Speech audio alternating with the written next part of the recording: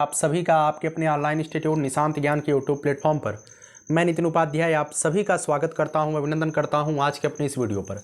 मित्रों, आप सभी को मैंने पहले भी बताया था, सीटेट से आसान यूपी टेट नहीं होता है।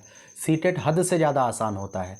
आज उसी हद से ज़्यादा आसान को मैं परिभाषित करने के लिए, वैसे आप लोग 100% अच्छे तरीके से पढ़ाई कर रहे होंगे, लेकिन आज प्रीवियस ईयर क्वेश्चन पेपर से 30 क्वेश्चन सीडीपी और पेडोगॉजी को मिला करके जो बाल मनोविज्ञान होता है और जो बाल मनोविज्ञान की पेडोगॉजी होती है, उसके 30 प्रश्न मैं आपसे करवाने वाला हूं। और आप लगातार हमसे जुड़े रहिए।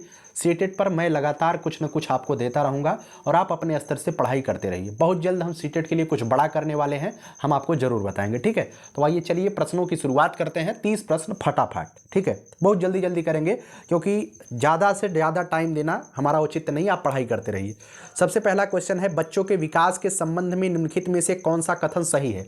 बच्चा कैसे विकास करता है, इसके संबंध में कौन सा कथन सही, यही आपसे पूछा गया है। पहला ऑप्शन आपके सामने दिया गया है, विकास के क्षेत्र सुस्पष्ट हैं और उनका एक दूसरे से कोई संबंध नहीं है। कभी भी विकास का क्षेत्र सुस्पष्ट तो होता है, लेकिन उनका एक दूसरे से संबंध होता है। शारीरिक विकास होगी तो आपका मानसिक विकास 100% निश्चित तौर पे होगा, ठीक है। अगर शारीरिक विकास आपकी शिथिल है तो मानसिक विकास शिथिल ही हो रही होगी, ठीक है। तो शारीरिक विकास, मानसिक विकास आपस में एक दूसरे से कनेक्टेड होते हैं।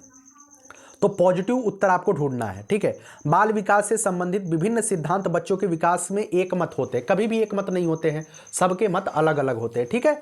तीसरा ऑप्शन है, बच्चों का विकास उनके सामाजिक संदर्भ से प्रभावित होता है। और चौथा ऑप्शन आप देख लीजिए, ए ऑप्शन तो आपको पॉजिटिव मिल गया तीसरा, लेकिन चौथा भी देख लीजिए, सभी बच्चों के लिए विकास एक निर्बाध और निरंतर प्रक्रिया है। सभी बच्चों के लिए विकास निर्बाध एवं निरंतर प्रक्रिया नहीं होती है, ठीक है। बच्चों के अंदर, बच्चों में अलग अलग प्रक्रियाएं होती है। कौन सा सही होगा इसका ऑप्शन?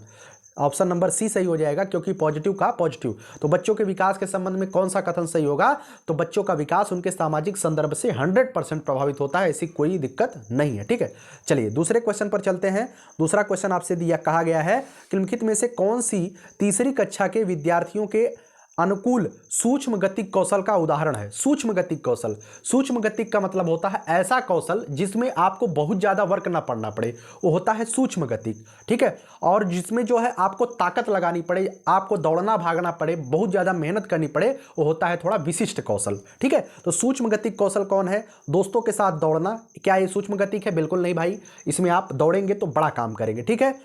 बी वाला देख लीजिए, एक धागे में मोती पिरोना। एक धागे में बैठ करके मोती पिरोना बहुत ही आसान काम है, यह सूक्ष्म गतिक कौशल का एक उदाहरण हो सकता है। लेकिन और सीटेट के क्वेश्चन करते समय आपको चारों ऑप्शन पढ़ने चाहिए। चौथा पढ़िए, तीसरा पढ़िए, क्लाइंबिंग स्टेप्स इन बिल्डिंग, सीढ़ियां चढ़ना, ये भी जो है विशिष्ट गतिक कौशल का उदाहरण हो जाएगा। खरगोश की तरफ फुदकना, यह भी विशिष्ट गतिक कौशल में आ जाएगा, ठीक है। तो सूक्ष्म गतिक कौशल में क्या आ जाएगा? एक धागे में मोती पिरोना, ये आसान काम है। तो आसान जितने भी काम होते हैं सूक्ष्म गतिक कौशल के उदाहरण होते हैं, ठीक। चलिए तीसरे क्वेश्चन की चर्चा करते हैं। तीसरा क्वेश्चन है, निम्नलिखित में से कौन सी प्रवृत्ति गुण पूर्णतः आनुवंशिक है। आनुवंशिक कौन सा है भैया? पूर्णतः आनुवंशिक है। आंखों का रंग, भैया बिल्कुल आंखों का रंग शायद आप सभी लोग जानते हैं, आपको कहा जाता है कि आपकी आंखें जो है आपके मम्मी से मिलती हैं, आपके पापा से मिलती हैं, ठीक। बुद्धि जो है पूर्णतः नहीं, मतलब कि पूर्णतः आनुवंशिक नहीं हो। आनुवंशिक का मतलब क्या होता है? आपके माता पिता के गुण आप में आ जाए तो उसे आनुवंशिकता बोलते हैं, ठीक है। लेकिन क्या बुद्धि आनुवंशिक होती है? पूर्ण आनुवंशिक, आनुवंशिक तो होती है, लेकिन यहां पे पूर्णतः आनुवंशिक कहा गया है। बुद्धि कभी भी पूर्णतः आनुवंशिक नहीं होती है। एक विद्वान का लड़का कभी विद्वान नहीं हो सकता है, ठीक है, वह पागल भी हो सकता है। अगला बात करते हैं नैतिक विकास। क्या नैतिक विकास जो है आपके पूर्ण आनुवंशिक का उदाहरण है? बिल्कुल नहीं। आपके पिता एक अच्छे नैतिक विकास से हो सकते हैं, आप जो है गजेड़ी भी हो सकते हैं, ठीक है। सामाजिक कौशल आपके पापा की अच्छी रही हो, शायद आपका किसी से बनता ही नहीं हो। तो पूर्ण आनुवंशिकता का जो उदाहरण है वह बिल्कुल एक ही ऑप्शन है, आंखों का रंग। क्या है? आंखों का रंग। ऑप्शन नंबर ए सही होगा। आंखों का रंग जो है पूर्णतः आनुवंशिकता का उदाहरण है। चौथा है, विद्यालय बच्चों के नए व्यवहार और नए नियम सिखाता है और उनसे इसी अनुरूप क्रिया की अपेक्षा करता है, ठीक है। हमेशा बच्चों को नए व्यवहार, नए नियम सिखाता है और इसी अनुरूप बच्चों से क्रिया की अपेक्षा करता है। विद्यालय सामाजिकरण की कौन सी संस्था है? मित्रों, जब भी ऐसा क्वेश्चन आ जाए कि सामाजिकरण में विद्यालय कौन सी संस्था के रूप में होती है, तो आप इसे ध्यान रखिएगा। सामाजिकरण में सबसे, अगर आपसे कहा जाए सामाजिकरण में आपकी प्रथम संस्था कौन सी होती है? तो प्रथम संस्था मित्रों परिवार होता है। क्या होता है? परिवार। परिवार जो है आपकी समाजीकरण की प्रथम पाठशाला होती है। और जब भी विद्यालय की बात आ जाए तो विद्यालय जो है द्वितीयक, ठीक है, द्वितीय संस्था के रूप में विद्यालय सामाजिकरण में भूमिका निभाती है। ठीक है, चलिए अगले क्वेश्चन की चर्चा करते हैं। 5वां क्वेश्चन आपके बीच दिया गया है कि लॉरेंस कोहलबर्ग, मैंने लॉरेंस कोहलबर्ग बहुत बेहतरीन तरीके से पढ़ाया है, आप जरूर देखिए। जो बच्चा हमसे जुड़ा होगा, लॉरेंस कोहलबर्ग अभी मैंने 3 दिन पहले पढ़ा करके आया है। ठीक है, लॉरेंस कोहलबर्ग के अनुसार नैतिक विकास के सिद्धांत मतलब नैतिक विकास के कौन से स्तर में बच्चा अच्छा लड़का अच्छी लड़की अभिविन्यास प्रदर्शित करता है? मैंने सिद्धांत पढ़ाया है, सिद्धांत का वीडियो डिस्क्रिप्शन बॉक्स में लिंक दे रहा हूं, आप देख लीजिएगा। इसका राइट आंसर जो होगा, यह आपको सिद्धांत बिना पढ़े नहीं आएगी। इसका राइट आंसर होगा कन्वेंशनल लेवल, अर्थात पारंपरिक स्तर। लॉरेंस कोहलबर्ग ने 3 स्तर दिया, 3 समूह दिया था। ठीक है, उसके 6 चरण दिए थे, पूर्व पारंपरिक, पारंपरिक और उत्तर पारंपरिक। ठीक है, तो मैंने इसमें बहुत बेहतरीन तरीके से बताया था, आप जरूर उसे देखिएगा। छठे क्वेश्चन की बात करते हैं। सीता का साइकिल चलाने के पूर्व अनुभव के आधार पर स्कूटर चलाने के तरीके में बदलाव करना क्या कहलाएगा? ठीक है, सीता पहले साइकिल चलाती है, ठीक है, उसके बाद आज वह स्कूटर चलाने के लायक हो गई है, क्या वह क्या कहलाएगा? ठीक है, यहाँ पे आंसर भी आ गया है। ठीक है, इसका जो राइट आंसर होगा, क्या वो समावेशन होता है? मित्रों, वह समावेशन बिल्कुल नहीं होता है। ठीक है, जब भी आप पूर्व ज्ञान के आधार पर नए चीज़ों को उसमें इंप्लीमेंट करते हैं, उसे हम एकोमोडेशन कहते हैं, अर्थात उसे हम समायोजन बोलते हैं। ठीक है, इस बात को ध्यान रखिएगा। समझ में आया?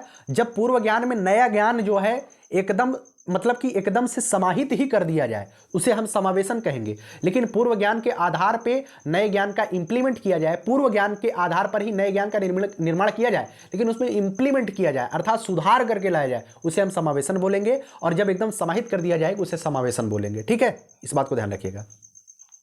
अगला क्वेश्चन है, अवस्था में बच्चे लाक्षणिक कार्य करना प्रारंभ कर देते हैं तथा उनमें भाषा कौशल तेजी से विकसित होता है। मैंने पियाजे के संज्ञानात्मक विकास को बहुत ही बेहतरीन तरीके से आपको पढ़ाया है।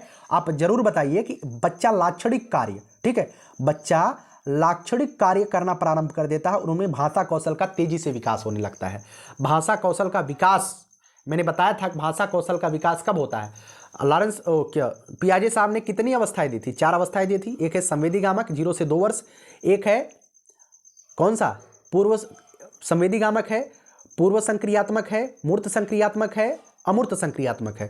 तो संवेदीगामक में क्या करता है बच्चा? केवल हाथ पैर मारता है, हिलाता डुलाता है। ठीक है, 0 से 2 वर्ष इसकी एज होती है, ठीक है, संवेदीगामक की। और 2 से 7 वर्ष होती है पूर्व संक्रियात्मक अवस्था की, 2 से 7 वर्ष। और इसी अवस्था में बच्चा जो है लाक्षणिक कार्य करने प्रारंभ कर देते हैं, अर्थात उसमें भाषा कौशल का विकास बहुत तेजी से होता है 2 से 7 वर्ष के बच्चे में। ठीक है, कौन सा उत्तर सही हो जाएगा? ऑप्शन नंबर सी सही हो जाएगा। हाँ, 8वां क्वेश्चन है, में अध्यापिका 2-4 विद्यार्थियों का एक सहयोगिक गुट बनाते हैं और एक एक करके लेखांश पर संवाद को आगे बढ़ाती है। तो मतलब अध्यापिका कर क्या रही है? क्या स्केप फोल्डिंग कर रही है? भाई स्केप फोल्डिंग मैंने बताया क्या होता है, सहारा देना। क्या सहारा दे रही? नहीं कर रही है। खोज कर रही है? नहीं कर रही। भाई खोज कहाँ कर रही हो? क्रमबद्ध अनुदेशन दे रही है? बिल्कुल नहीं क्रमबद्ध अनुदेशन दे रही है। वह क्या कर रही है?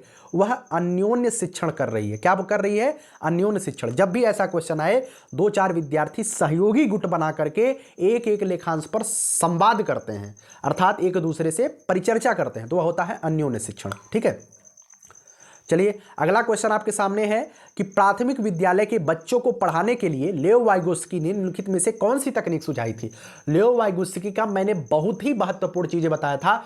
जहां कहीं भी भाषा की बात हो जाए कि बच्चा भाषा समाज के साथ अंतःक्रिया करके सीखता है, तो लेओ वाइगोत्स्की। जहां कहीं भी प्राथमिक शिक्षा में उनके सुझाव की बात आ जाए, उन्होंने प्राथमिक शिक्षा में स्केप फोल्डिंग शब्द दिया था। और जहां भी भैया स्केप फोल्डिंग आपको दिख जाए ना, धड़ाक से मार दीजिए उत्तर सही। इंस्ट्रक्शनल स्केप फोल्डिंग, अनुदेशात्मक पाठ, इन्होंने हमेशा क्या कहा था? बच्चे को सहयोग के तरीके से सिखाइए, उसके बाद उसे सहयोग नहीं दीजिए, है ना। ये होता है अनुदेशात्मक पाठ। पुनर्बलन किसने दिया था? पुनर्बलन स्किनर साहब ने दिया था। इस बात को आप जानते होंगे, है ना। चलिए अगले क्वेश्चन की बात करते हैं। अगला क्वेश्चन है, प्रगतिशील शिक्षा के संदर्भ में निम्नलिखित में से कौन सा कथन सही है? ठीक है, प्रगतिशील शिक्षा के संदर्भ में आप सभी लोग इस बात को ध्यान रखिएगा। अगर आपसे कहा जाए प्रगतिशील शिक्षा के जनक कौन है, 100% एक क्वेश्चन यूपी टेट में पूछा जाता है, तो प्रगतिशील शिक्षा के जनक मित्रों जॉन डीवी साहब है। इस बात को आप घोल करके याद रख लीजिएगा। ठीक है मित्रों, प्रगतिशील शिक्षा क्या होती है? आप सभी लोग अवगत होंगे, अगर नहीं जानते तो मैं आपको थोड़ा सा बता दूं। प्रगतिशील शिक्षा का मतलब ये होता है कि आप बच्चों को जो है इतना बेहतर गाइडेंस दीजिए कि जो वर्तमान में चीजें चल रही हैं उससे जोड़ करके बच्चों को पढ़ाइए और बच्चे को पुरानी परंपराओं से हट करके, लीक से हट करके कुछ नया सिखाने का प्रयास करिए। प्रगतिशील शिक्षा में क्या होता है, बच्चों को एक समान अवसर दिया जाता है, कभी भी किसी बच्चे के साथ भेदभाव नहीं किया जाता है। ठीक है, एक आदर्श शिक्षक के तौर पे आपको सोचना है। बताइए कौन सा कथन सही है? कम क्षमता वाले बच्चों की कक्षा में उपेक्षा करेंगे? बिल्कुल नहीं, निगेटिव है।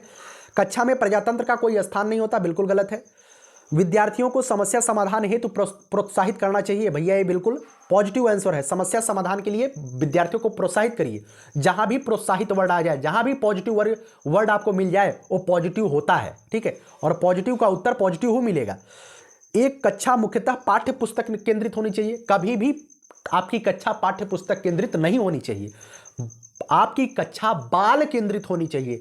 आपकी कक्षा विद्यार्थियों के समस्या समाधान केंद्रित होनी चाहिए।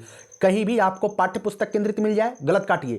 कहीं भी आपको शिक्षक केंद्रित मिल जाए, गलत काटिए। कहीं भी आपको शिक्षक को सहूलियत देने की बात आ जाए, गलत काटिए। बालक ही सर्वप्रथम होता है और आपके लिए बच्चा ही सर्वोपरि होता है। बालक ही भगवान होता है, क्योंकि आप उसी को पढ़ा करके सैलरी ला रहे हैं अपने घर पे। तो बच्चे को भगवान मानिए। अगर बच्चा ना होता तो आज आप इस कैटेगरी में अर्थात टीचर नहीं बने होते। ठीक है, तो बच्चे को क्या करेंगे? समस्या समाधान हेतु प्रोत्साहित करेंगे। ठीक, चलिए अगले क्वेश्चन पर चलते हैं। हार्वर्ड गार्डनर के बहुबुद्धि के सिद्धांत को मैंने बेहतरीन तरीके से सिखाया है। अगर आपको नहीं आता है तो आप हार्वर्ड गार्डनर बहुबुद्धि का सिद्धांत बाय निशांत ज्ञान डाल दीजिएगा, मेरा वीडियो आ जाएगा, देख लीजिए, है ना। हार्वर्ड गार्डनर के अनुसार किसी अन्य व्यक्ति की मनोदशा, स्वभाव और प्रवृत्ति को समझकर प्रतिक्रिया देने की योग्यता को किस नाम से जाना जाता है? जब आप किसी अन्य व्यक्ति की, अंतर व्यक्ति की, अर्थात अपने से भिन्न व्यक्ति को क्या बोलते हैं? अंतर व्यक्ति। उसके मन की मनोदशा देख करके आप तुरंत बता दीजिए आप अपने गर्लफ्रेंड बॉयफ्रेंड से नाराज हैं या ऐसी कोई बातें चल रही हैं, है ना। मैं इसे मजाक के लिए बता रहा हूं। कभी भी कोई व्यक्ति नाराज होता है तो उसके चेहरे पर परिलक्षित होता है, आप देख करके बता सकते हैं कि बच्चा परेशान है। ठीक है, उस बुद्धि को क्या बोलते हैं? उस बुद्धि को मित्रों अंतर्वैयक्तिक बुद्धि बोलते हैं। ठीक है, जब भी अंतर्वैयक्तिक होता है और जो व्यक्ति अंतःवैयक्तिक होता है, अंतःवैयक्तिक का मतलब क्या होता है? वह अपने मन के अंदर चिंतन करता है किसी चीज को लेकर, अर्थात अपने आप को बेहतर बनाने का प्रयास करता है। ठीक है, अंतःवैयक्तिक मतलब चिंतन खूब करता है। ऐसे क्या होते हैं? दार्शनिक वगैरह अंतःवैयक्तिक होते हैं। अंतर्वैयक्तिक कौन होता है? जो मनोवैज्ञानिक होते हैं वो अंतर्वैयक्तिक होते हैं। दूसरे को देख करके आपको बता देते हैं आपके दिमाग में क्या चल रहा है। ठीक है, चलिए अगले क्वेश्चन पर चलते हैं। लड़की की तरह न रो, तुम लड़के हो, पिता के द्वारा पुत्र को कहा गया। यह वाक्य क्या दर्शाता है? भाई लड़की की तरह मत रो कहा जाता, क्या लड़की रोती है? यह बिल्कुल 100% जेंडर रूढ़िवादिता को दर्शाता है। किसको दर्शाता है? जेंडर स्टीरियोटाइप को दर्शाता है, जेंडर रूढ़िवादिता। और आपको यही जेंडर रूढ़िवादिता अपने समाज से हटाना है ना। आपकी शादी हो जाती है, आप अपनी पत्नी के साथ भोजन वगैरह बनाइए जिससे जेंडर रूढ़िवादिता दूर हो, है ना। चलिए मित्रों यहां पे मैं आपको बता दूं, जेंडर रूढ़िवादिता जहां भी जेंडर को अलग अलग करने की बात आएगी वहां जेंडर रूढ़िवादिता हो जाएगी। और जहां पर दो लोगों में अर्थात लड़के और लड़की के जेंडर में जो है क्या कहा जाएगा? लड़के और लड़की के जेंडर में तुलना की बात की जाएगी, वो जेंडर पक्षपात होता है। ठीक, चलिए अगले क्वेश्चन की बात करते हैं। कभी क्वेश्चन आएगा, मैं क्वेश्चन कराता जाऊंगा, कभी क्वेश्चन आएगा तो बताऊंगा। 13वां क्वेश्चन है, निम्नलिखित में से कौन सा कथन सतत और व्यापक मूल्यांकन के संदर्भ में सही नहीं है? सतत और व्यापक मूल्यांकन, पॉजिटिव आंसर आपको ढूंढना है, आप पूरा सही पा जाएंगे। ठीक है, चलिए सबसे पहला है, यह शिक्षकों के लिए शिक्षार्थियों का निरंतर परीक्षण करने का आसान तरीका है। कभी भी शिक्षक को आसान नहीं बनाना है। शिक्षक को आसान की सहूलियत की बात आए, पॉजिटिव आंसर नहीं होता, निगेटिव हो चला जाता है।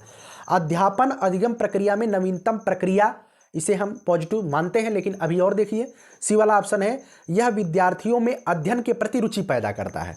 मित्रों जब भी इंटरेस्ट की बात आ जाए और विद्यार्थियों के प्रति रुचि की बात आ जाए तो 100% वह उत्तर सही होता है और यही सी वाला उत्तर सही हो जाएगा। क्या हो जाएगा? सतत एवं व्यापक मूल्यांकन का, सॉरी इसमें क्या दिया गया भाई?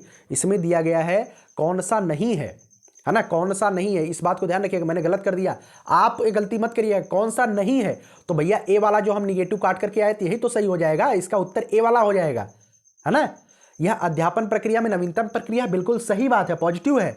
विद्यार्थियों के अध्ययन में रुचि पैदा करेगा, पॉजिटिव है, लेकिन निगेटिव का उत्तर निगेटिव ही होता है, इस बात को ध्यान रखिएगा, ए सही हो जाएगा। ठीक, चलिए अगले क्वेश्चन की चर्चा करते हैं कि एक अध्यापक को कक्षा की, ठीक है, कक्षा की सामाजिक, सांस्कृतिक, धार्मिक और भाषीय विविधता को समझना चाहिए। ठीक है, समझना चाहिए कि नहीं समझना चाहिए। कक्षा में विद्यार्थी एक समरूप समूह गठित करते हैं, क्या ये सही है? कक्षा में विद्यार्थी एक समरूप समूह गठित करते हैं, क्या ये सही है? आप बताइए, इसमें पहला सही है, दूसरा सही है, ऐसे सवाल आपसे पूछे जाते हैं। ठीक है, ठीक, चलिए बिल्कुल ए वाला तो बिल्कुल सही है। क्यों? क्योंकि एक अध्यापक को कक्षा में सामाजिक, सांस्कृतिक, धार्मिक और भाषाई विविधता को समझना चाहिए, क्योंकि आपकी कक्षा में बहुत से भाषा के लोग आ सकते हैं, आपको उनको सम्मान देना है। ठीक है, लेकिन कक्षा में विद्यार्थी एक समरूप समूह गठित करते हैं, बिल्कुल गलत, निगेटिव है भाई। क्यों निगेटिव है? क्योंकि अगर छतरी का बच्चा बैठा हुआ है तो 4 बच्चे छतरियों की समरूपता एकत्रित करेंगे, वहां पर जातिवाद दिखाएंगे? बिल्कुल नहीं करेंगे ऐसा ना।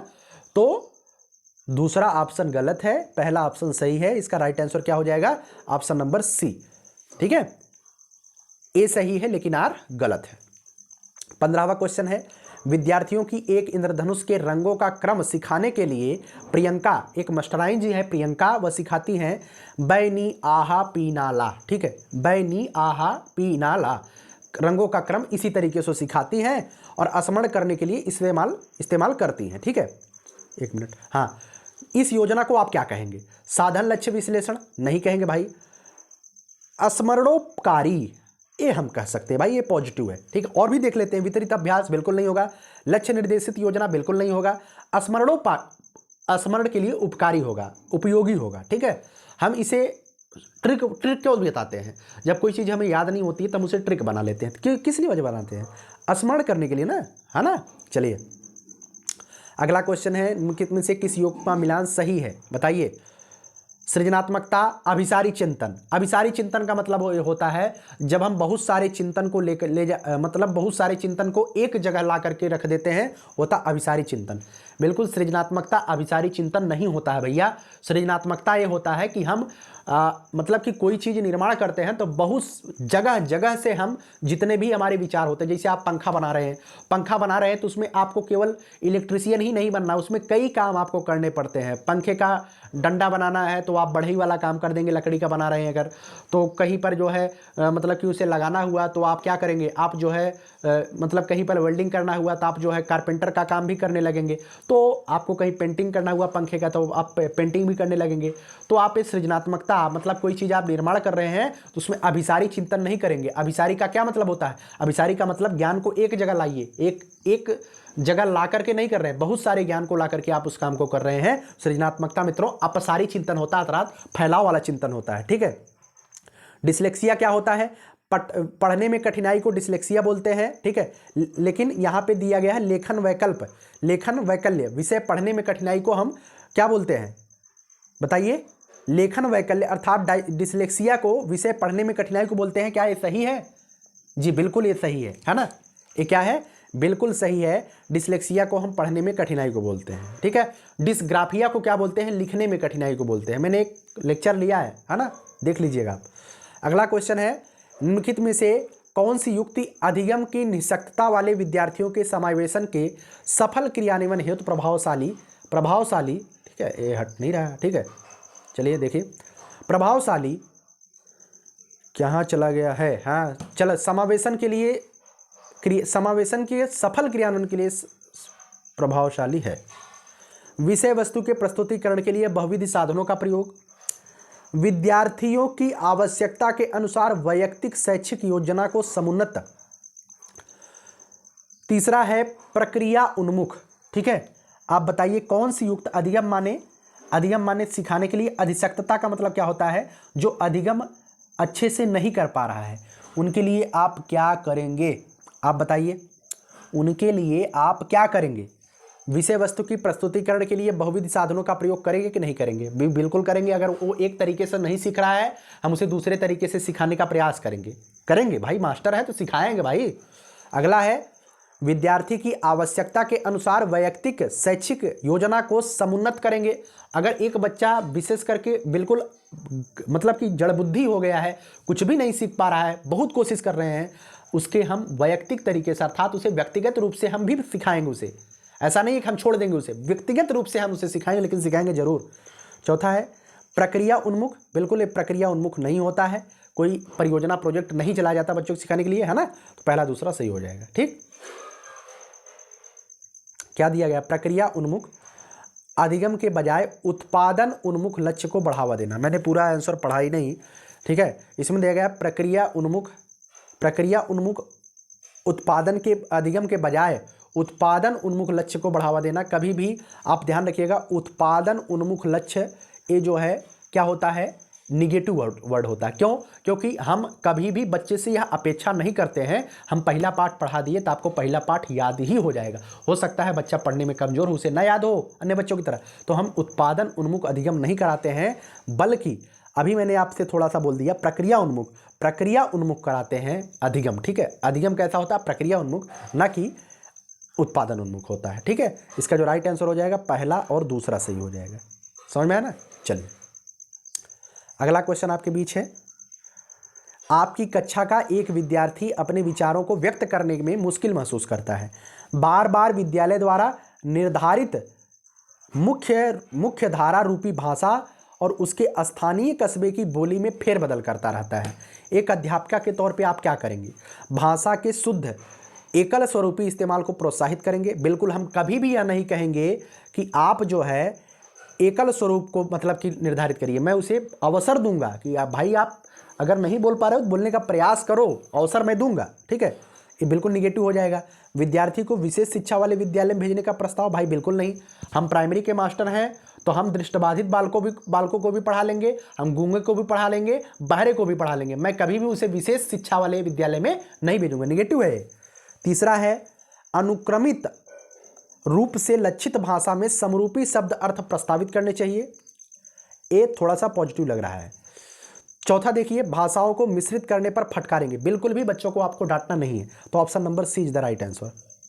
ठीक है, कौन सा सही हो जाएगा, सी।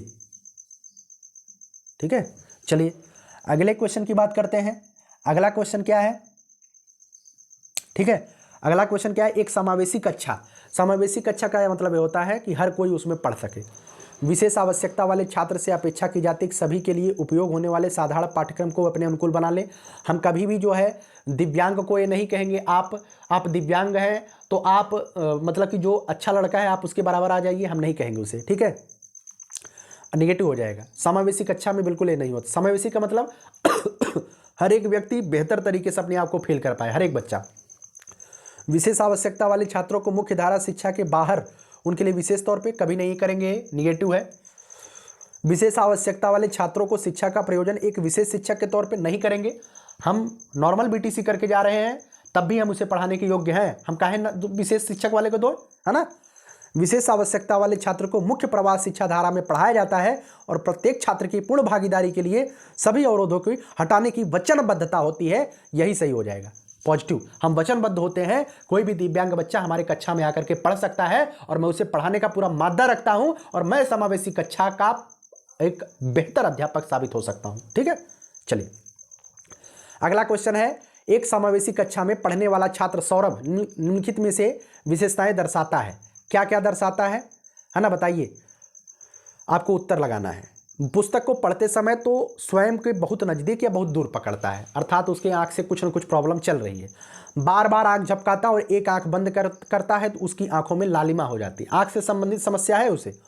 चाक बोर्ड पर लिखी विषय वस्तु को गलत पढ़ देता है, अर्थात उसका दृष्टि कमजोर है। ठीक है, कैसी समस्या उसे, दृष्टि विजुअल प्रॉब्लम है, दृष्टि बाधिता है। ठीक है, बहुत आसान क्वेश्चन है यार, क्या इसमें बताना है। राष्ट्रीय शिक्षा नीति 2020 में निम्नलिखित में से कौन सा प्रावधान नहीं सुझाया गया है, जो पॉजिटिव वही आपको लगाना है। राष्ट्रीय शिक्षा नीति 2020 अगर नहीं पढ़े तब भी इसका उत्तर लगा ले। प्रत्येक विद्यार्थी की विशिष्ट क्षमताओं को पहचानना और बढ़ावा देना महत्वपूर्ण है, बिल्कुल पॉजिटिव है, लेकिन ये कहा है कि नहीं सुझाया गया, अर्थात निगेटिव आंसर ढूंढना है। रट्टा मारकर सीखने और परीक्षाओं के लिए सीखने के बजाय संप्रत्यात्मक समझ पर बल देना है। संप्रत्यात्मक का मतलब होता है कॉन्सेप्चुअल, हमें बच्चों को रट्टा नहीं मरवाना है, हमें बच्चों को कॉन्सेप्ट सिखाना है, यह भी पॉजिटिव है भाई, नई शिक्षा नीति में सिखाया गया है। आगे है, सृजनात्मकता पर पर्याप्त ध्यान देना चाहिए और तार्किक निर्णय करने वाले नवाचारिता को प्रोत्साहित करने के लिए विवेचनात्मक चिंतन को बढ़ावा देना चाहिए, बिल्कुल पॉजिटिव आंसर लग रहा है मुझे। ठीक है, अगला है बच्चों में अनुपालन और बढ़ावा देने के लिए अध्यापक को इनाम और दंड का इस्तेमाल करना चाहिए। बिल्कुल गलत है और निगेटिव का उत्तर निगेटिव होता है, डी वाला ऑप्शन सही हो जाएगा। ठीक है, कोई कठिन क्वेश्चन है का? बिल्कुल सरल है। अगला क्वेश्चन देखिए, विद्यालयों में पाठ्यक्रम निर्धारित करने हेतु इस प्रकार का पाठ्यक्रम नियम लागू होना चाहिए जो, ध्यान रखिएगा, कभी भी पेडागोजी में आपको मूर्त से अमूर्त, मूर्त से अमूर्त या अमूर्त से मूर्त की बात आए तो ध्यान रखिएगा, जब भी आप बच्चों को सिखाइए तो मूर्त से अमूर्त की ओर सिखाइए। कैसा सिखाइए? मूर्त से अमूर्त की ओर सिखाइए। ठीक है, मूर्त का मतलब जो उसके सामने उदाहरण चल रहे हों, जो उसके सामने समस्याएं आ रही हों, उन समस्याओं से उसे ऐसी समस्याओं से परिचय करा दीजिए जिन समस्याओं के बारे में वो नहीं जानता हो। अगर बच्चों को ऐसी समस्या पहले ही डाल देंगे जो आप अपने पूर्व ज्ञान से जोड़ ही ना पाए तो आप तो एक बेकार शिक्षक हो जाएंगे ना। तो मूर्त से अमूर्त की ओर सिखाइएगा आप, है ना। और कभी भी आप ईवीएस पढ़ा रहे हैं, कभी भी आप बच्चों को पढ़ा रहे ईवीएस, तो स्थानीय भूगोल पहले पढ़ाना है। आपके घर के बगल में नाली है, आपके घर के बगल में पेड़ है, पहले स्थानीय भूगोल तेज करेंगे, उसके बाद हम उसके वैश्विक भूगोल की तरफ पहुंचेंगे। तो समझ गए ना। और इस बात को ध्यान रखिएगा हमेशा और हमेशा गांठ बांध करके कि नई शिक्षा नीति में आगमन विधि को बहुत ही ज्यादा महत्वपूर्ण स्थान दिया गया। आगमन विधि क्या कहता है? मूर्त से अमूर्त की ओर की बात करता है। आगमन विधि क्या करता है? उदाहरण से नियम की ओर की बात करता है। बच्चों को पहले उदाहरण दीजिए तब नियम दीजिए। आगमन विधि क्या करता है? आगमन विधि क्या करता है बताइए? आगमन विधि जो है विशिष्ट से सामान्य की ओर लेके जाता है। इस बात को ध्यान रखिएगा। अब कुछ लोग कहेंगे भैया विशिष्ट से सामान्य की ओर कैसे?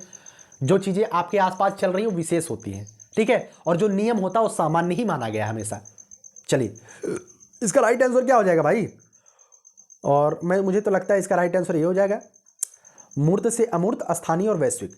विद्यालयों को पाठ्यक्रम निर्धारित करने हेतु तो पाठ्यक्रम नियम लागू करने चाहिए जो मूर्त से अमूर्त और स्थानीय से वैश्विक की तरफ बढ़े।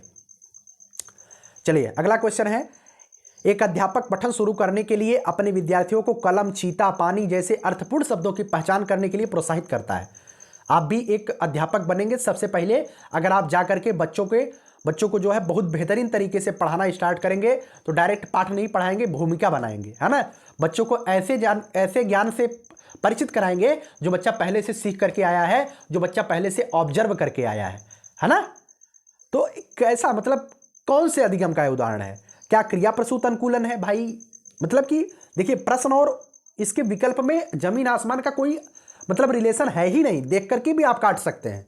शास्त्रीय अनुकूलन बिल्कुल काट सकते हैं भाई। न्यूनवाद बिल्कुल काट सकते हैं। क्या है? संरचनावाद होता है, ठीक है।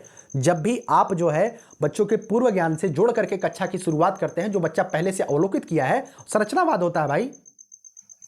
24वां क्वेश्चन देखिए, बच्चों के चिंतन में संप्रत्यात्मक बदलाव को किस प्रकार प्रोत्साहित किया जा सकता है? दंड का प्रयोग करके, निगेटिव। संप्रत्यात्मक का मतलब क्या होता है? कॉन्सेप्चुअल। तो बच्चों के चिंतन में कॉन्सेप्चुअल थिंकिंग आप कैसे उत्पन्न कर सकते हैं, वही आपको बताना है। बहु विभिन्न उदाहरण देकर के बच्चों को उनके तर्क खोजने के लिए कह करके, ये मुझे पॉजिटिव लग रहा है लेकिन हम और ऑप्शन पढ़ लेते हैं, है ना। और ऑप्शन पढ़ लीजिए भाई। बच्चों को सही संप्रत्यय का रट्टा मारने के लिए भाई रोट लर्निंग में हमें कभी जाना ही नहीं है, बारंबार वेधन और अभ्यास के द्वारा भाई बिल्कुल नहीं, है ना। तो पॉजिटिव आंसर कौन सा है? यही है ना। तो बहु विभिन्न उदाहरण देकर के हम बच्चों को तर्क खोजने के लिए कहेंगे। बच्चों को तर्क हम बताएंगे नहीं, हमेशा खोजने पर बल देंगे। बेटा अपने आंसर को खुद ढूंढो और प्रयास करो, प्रोत्साहित करो, ठीक। देखिए एक उत्तर मैं आपको और बता देता हूं। आपको जो है ड्रिल और अभ्यास, ठीक है, ड्रिल और अभ्यास की बात कौन किया है? कौन सा मनोवैज्ञानिक पेडागोजी में, शिक्षण शास्त्र में ड्रिल और अभ्यास की बात करते हैं? तो स्किनर साहब हैं, ठीक है। स्किनर साहब पुनर्बलन की बात करते हैं, बच्चों को जो है पुरस्कार वगैरह दीजिए, वो बच्चा अच्छे से सीख पाएगा, है ना। और गलत करता है तो उसे डांटिए, फटकारिए। यह भी उन्होंने कहा है कि नकारात्मक पुनर्बलन भी जरूरी है बच्चों के शिक्षण में। और ड्रिल और अभ्यास, जितना बच्चों से अभ्यास कराएंगे बच्चा उतना बेहतर हो जाएगा। तो यह वर्तमान के समय में निगेटिव है, बच्चों से अभ्यास आपको नहीं कराना है। लेकिन अगर आपसे क्वेश्चन में पूछ ही लिया जाए कि ड्रिल और अभ्यास की परिचर्चा किस मनोवैज्ञानिक ने किया है, तो स्किनर साहब ने किया है। पुनर्बलन की परिचर्चा स्किनर साहब ने किया, ठीक। चलिए अगला क्वेश्चन है कि आपकी कक्षा का एक विद्यार्थी प्रतिस्पर्धात्मक वातावरण के बारे में आशंकित और चिंतित रहता है। एक अध्यापिका के तौर पे आपको क्या लगता है? उसे जो है कंपटीशन से डर लगता है, तो आपको क्या लगता है? उच्च स्तर की शैक्षिक आशंका लोगों को अभिप्रेरित और जिम्मेवार रखती है, एक और संधारणीय और समृद्ध जीवन में मदद करती है। क्या आप ऐसा करेंगे? विद्यार्थी को बढ़ी हुई संशय, बेचैनी, भावनात्मक डर पैदा होता है जो विद्यार्थी की शक्ति और स्मृति क्षमता को प्रभावित करता है। तो आप क्या करेंगे, है ना? आप बताइए, आप अगर आपके सामने ऐसी समस्या आ जाती है तो आप क्या करेंगे, है ना? देखिए, उच्च स्तर की शैक्षिक आशंका वाले लोगों को अभिप्रेरित और जिम्मेवार रखती है। हम ऐसा कभी नहीं सोचेंगे, है ना? कोई बच्चा अगर एकदम से परेशान है कि आज मतलब कल उसका टेस्ट होना है, मतलब टेस्ट की बात छोड़िए, वो किसी भी कंपटीशन से वो डरता है। तो अगर भाई वो कंपटीशन से डरता है तो जीवन में कुछ कर ही नहीं पाएगा, तो क्या उसे अभिप्रेरित मोटिवेशन उसे होगा का? ये बिल्कुल गलत उत्तर है भाई, उसे कभी मोटिवेशन होगा ही नहीं, है ना? इसमें दिया गया उच्च स्तर की शैक्षिक आशंका लोगों में अभिप्रेरित और जिम्मेदार रखती है, भाई बिल्कुल नहीं करती है ना? अगला देखिए, विद्यार्थी की बढ़ी हुई संशय, बेचैनी से भावात्मक डर पैदा होता है जो विद्यार्थी के एकाग्रता, शक्ति और स्मृति क्षमता को प्रभावित करती है। यह पॉजिटिव है, ऐसा होता है ना? लेकिन ऐसा नहीं होता है। कौन सा सी हो जाएगा? ए गलत है लेकिन बी सही है। ठीक, चलिए, अनुसूचित जातियों और जनजातियों से जुड़े बच्चे प्रथम पीढ़ी विद्यालयगामी लड़कियां और दिव्यांग बालक शिक्षा के पहुंच के संदर्भ में किस स्तर पे हैं? आपसे यही पूछा गया है कि अनुसूचित जातियों और जनजातियों से जुड़े बच्चे, है ना? अनुसूचित जातियों और जनजातियों से जुड़े बच्चे, है ना, प्रथम पीढ़ी विद्यालयगामी, मतलब अनुसूचित जाति और जनजाति में पहली बार उनकी पीढ़ी में कोई भी पढ़ा लिखा नहीं था, लेकिन पहली बार जो है लड़के जो है पढ़ने आ रहे हैं, बच्चे पढ़ने आ रहे हैं। लड़कियां और दिव्यांग बालक शिक्षा की पहुंच के संदर्भ में किस स्तर पे हैं? लड़के लड़कियां सभी पढ़ने आ रहे हैं, ऐसा नहीं है कोई नहीं आ रहा है। अगर पहली बार आपके विद्यालय में कोई पढ़ने आ रहा है तो आप क्या कहेंगे भाई? क्या वो शिक्षा के स्तर पर अनुकूल है? अगर अनुकूल होता तो लोग पढ़ने आते, उसके घर में डीएम एसडीएम होते। अनुकूल नहीं है। क्या वो अन्य लोगों की तरह समान रूप से पढ़ाई का स्तर जान रहा है या पढ़ाई के लिए जो है उसे अवसर मिल रहा है? बिल्कुल नहीं मिल रहा है। प्राधिकृत है ही नहीं भाई, वो उसके लिए प्रतिकूल अवसर है। कैसा अवसर है? प्रतिकूल अवसर है। ठीक है, अगले क्वेश्चन की बात करते हैं कि दावा है कि विद्यालय में अधिगम बच्चों के सामाजिक संदर्भों से निर्लिप्त होना चाहिए। अधिगम मतलब सिखाना, बच्चों के सामाजिक संदर्भों से निर्लिप्त होना चाहिए, अर्थात बच्चे के सामाजिक संदर्भ को देखते हुए सिखाना चाहिए। क्या ये सही है या गलत है? आपको ये बताना है। विद्यालय में प्रवेश से पहले छात्रों के पास सुपरिभाषित शब्द भंडार और प्रतियों की समझ होती है। शब्द भंडार तो होता है ना? शब्द भंडार होता है और सुपरिभाषित मतलब देखिए, थोड़ा सा मैं आपको बता दूं, विद्यालय में अधिगम बच्चों के सामाजिक संदर्भों से निर्लिप्त होना चाहिए कि नहीं होना चाहिए? आप बताइए, सही है या गलत है? आप अपने दिमाग से सोचिए कि विद्यालय में जब बच्चा सीखता है तो उसके सामाजिक संदर्भ उसे प्रभावित करते हैं या नहीं करते हैं? बिल्कुल प्रभावित करते हैं। उसके घर में लोग चोरी करते हैं तो निश्चित तौर पे बच्चा विद्यालय में पहुंचेगा, चोरी जरूर करेगा, किसी न किसी की पॉकेट मारेगा, किसी न किसी की कलम चुरा लेगा। समझाने के लिए बता रहा हूं, अपने ऊपर मत लीजिएगा या इसे अन्यथा मत लीजिएगा, है ना? हो गया ना? पहला पॉजिटिव आंसर है। दूसरा देखिए कि विद्यालय प्रवेश से पहले छात्रों के पास सुपरिभाषित शब्द भंडार, ये सुपरिभाषित जो शब्द दे दिया है ये थोड़ा सा निगेटिव आपको लग सकता है, लेकिन ये जो शब्द भंडार दिया गया है 100% सही है कि बच्चा जब भी विद्यालय में आता है वह कोरा कागज नहीं होता है, वह हजारों शब्दों के साथ, हजारों परिभाषाओं के साथ विद्यालय में पहुंचता है। इस बात को ध्यान रखिएगा। दोनों पॉजिटिव है, अर्थात ए और आर दोनों सही है और आर सही व्याख्या करता है ए की। ठीक है, चलिए अगला क्वेश्चन देखिए। एक छात्रा यह मानती है कि वह एक परीक्षा में सफल नहीं हो पाएगी, वह अपने प्रदर्शन को कभी सुधार नहीं सकती। सामर्थ्य के संदर्भ में छात्रा का यह विश्वास उसके अधिगम को किस प्रकार प्रभावित करेगा? बताइए। छात्रों में अभिप्रेरण में वृद्धि करेगा। अगर उसके मोटिवेशन में वृद्धि होती, वो तो डर रही है भाई, उसके मोटिवेशन कौन सा बढ़ेगा? वो तो पहले से डर रही है हम कभी जिंदगी में सफल नहीं हो पाएंगे। दूसरा देखिए, छात्रों की अभिप्रेरणा पर किसी भी प्रकार का प्रभाव नहीं डालता। भाई छात्र हतोत्साहित हो जाता है, उसका मोटिवेशन डाउन हो जाता है जब उसे लग ही रहा है कि हम कभी सफल नहीं होंगे, उसकी अभिप्रेरणा मतलब मोटिवेशन खत्म। ए भी निगेटिव, दोनों निगेटिव। तीसरा देखिए, छात्रों के कार्य छोड़ने की अनुभूति का एहसास दिलाता है और उसे अधिगम असहायपन की ओर धकेलता है।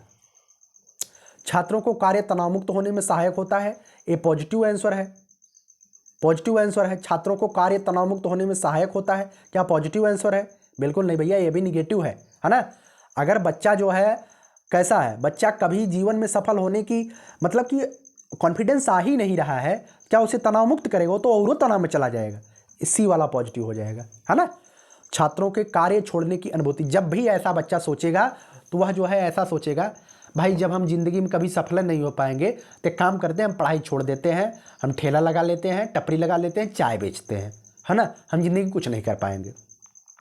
तो उसे कार्य छोड़ने की अनुभूति का एहसास दिलाता है और उसे अधिगम असहायपन की ओर धकेलता है। वह सोचता है कि मैं कभी सीख ही नहीं पाऊंगा क्योंकि मेरे पास दिमाग ही नहीं है ना? इसका राइट आंसर यही होगा। 29वां क्वेश्चन, कितने में से कौन सी योजना विद्यार्थियों को सीखने के लिए निरंतर अभिप्रेरित रखने में सबसे ज्यादा मददगार होती है? विद्यार्थियों में योग्यता की समृद्धिक धारणा विकसित करना, इनामों का निरंतर वितरण और छात्रों में प्रतिस्पर्धा, बिल्कुल निगेटिव है, कभी भी आपको पुरस्कार वगैरह अब नहीं देना है ना। सी है असफलता को अनियंत्रित कारकों पर प्रतिपादित करना, कभी भी आपको ऐसा नहीं करना है। विद्यार्थियों में प्रदर्शन अभिमुख लक्ष्यों को नहीं करना है, ठीक है। कभी भी आपको जो भी निगेटिव आ जाता है काट दीजिए, तुरंत काट दीजिए। निम्नलिखित में से कौन सी योजना विद्यार्थियों को सीखने के लिए निरंतर मोटिवेट करेगी? तो ये निरंतर मोटिवेट यही करेगी। क्या करेगी? विद्यार्थियों में योग्यता की समृद्धिक धारणा विकसित करनी चाहिए। हम उसे जो है उसकी योग्यता को हमेशा क्या करें, हमेशा बढ़ाने का प्रयास करें और हमेशा उसे कहें कि बेटा तुम कर सकते हो, यू कैन डू इट। 30वां क्वेश्चन और इस वीडियो का लास्ट क्वेश्चन है। आप लोग अपने उत्तर जो है कमेंट बॉक्स में जरूर बताइएगा कि हमारे इतने सही हुए, हमारे इतने सही हुए, है ना। और एक क्वेश्चन, इस श्रृंखला को मैं लगातार चलाऊंगा। बच्चों द्वारा की गई त्रुटियां क्या दर्शाती हैं? बताइए कि बच्चों के द्वारा जो त्रुटियां होती क्या दर्शाती हैं? निम्न बुद्धि। भाई अगर बच्चा त्रुटि करेगा नहीं सीखेगा कैसे? निम्न बुद्धि नहीं है। कम क्षमता, उसके पास क्षमता का आकलन आप एक त्रुटि से कर सकते हैं? बिल्कुल नहीं कर सकते, है ना। एक बच्चा था, एक जगह पे अपनी कॉपी मतलब कि शिक्षक को कॉपी जचा रहा था, कॉपी में 2-4 शब्द गलत लिख दिया गया था। शिक्षक इतना बुड़बक था, इतना बकलोल था, वह उसके 2 शब्द से उसका आकलन कर लिया। तुम गधे हो। अब उस शिक्षक को कौन समझाए बेटा, तुमको एक शब्द से किसी बच्चे का आकलन नहीं करना चाहिए। अगर आप एक शिक्षक हैं तो 2 शब्द बच्चा गलत लिख दिया है तो आप उसे उसके आकलन कर लेंगे, उसकी औकात पता कर लेंगे तो बच्चा खत्म है। मतलब आपकी शिक्षा ही खत्म है। आपने क्या टीचिंग किया, है ना। कम क्षमता तो बालक में एक त्रुटि से अंदाजी ही नहीं जा सकती है। उनकी ज्ञान प्रजनन की अक्षमता है भाई, बिल्कुल नहीं है। चौथा सही हो जाएगा कि बच्चों के चिंतन प्रक्रिया जो वयस्कों से गुणात्मक रूप से अलग होती है, ठीक है। क्या दर्शाती है? यही दर्शाती है। अगर छोटी मोटी गलती बालक कर देता है ना, छोटी मोटी अगर गलती बालक कर देता है तो उसकी जो चिंतन प्रक्रिया होती है शायद वह वयस्कों से थोड़ी सी अलग होती है, और थोड़ी सी नहीं, गुणात्मक रूप से अलग होती है। इस बात को ध्यान रखिएगा, मात्रात्मक नहीं, गुणात्मक रूप से अलग होती है, ठीक है। कैसे लगी यह वीडियो आप कमेंट बॉक्स में जरूर बताइएगा। और सीटेट के लिए ऐसे क्वेश्चन क्या मैं आपके लिए पर डे कराता रहूं, इसे भी आप कमेंट बॉक्स में लिखिएगा। अगर आपको लगता है मैंने आपके लिए मेहनत किया है, मैंने आपके लिए समय निकाला है, मैंने आपके लिए कुछ बेहतर करने का विचार किया है, हम आपके लिए बेहतर कर भी रहे हैं और हम आपके लिए लगातार बेहतर को और बेहतर बनाने का प्रयास कर रहे हैं, तो एक बार वीडियो को लाइक कर दीजिएगा। चैनल पे पहली बार आते हैं तो चैनल को सब्सक्राइब जरूर कर दीजिएगा और अपने दोस्तों तक आप इसे जरूर शेयर करिएगा। लाइक करने से हमें कुछ नहीं मिलता है, बस आपका मोटिवेशन मिलता है, हमारा मोटिवेशन मिलता है कि हम जिनके लिए काम कर रहे हैं वह हमें पसंद करते हैं, और हम जिनके लिए एक बीड़ा उठाए हैं कि हर घर में एक शिक्षक बन करके पैदा हो, या हर घर में जो बच्चा बीएड बीटीसी कर रहा है उस माता पिता के सपनों को साकार करे, निश्चित तौर पे हम उसमें अगर एक आहुति दे रहे हैं, आपके संघर्ष रूपी हवन में आहुति का काम कर रहे हो, छोटी सी आहुति, तो लाइक करके हमारा मोटिवेशन करिएगा। क्या मैं इस आहुति में अपने आप को सफल मानूं? क्या मैं ऐसे ही जलता रहूंगा? क्या मुझे इस आहुति का कोई परिणाम भी मिलेगा? वह आप लोग जरूर कमेंट बॉक्स में बताइएगा और बेहतर करने का विचार आप अपने जरूर करिएगा। माता पिता के सपनों को साकार करिए। बहुत बहुत धन्यवाद। निशांत ज्ञान की तरफ से बहुत बहुत शुभकामनाएं। बहुत बहुत धन्यवाद।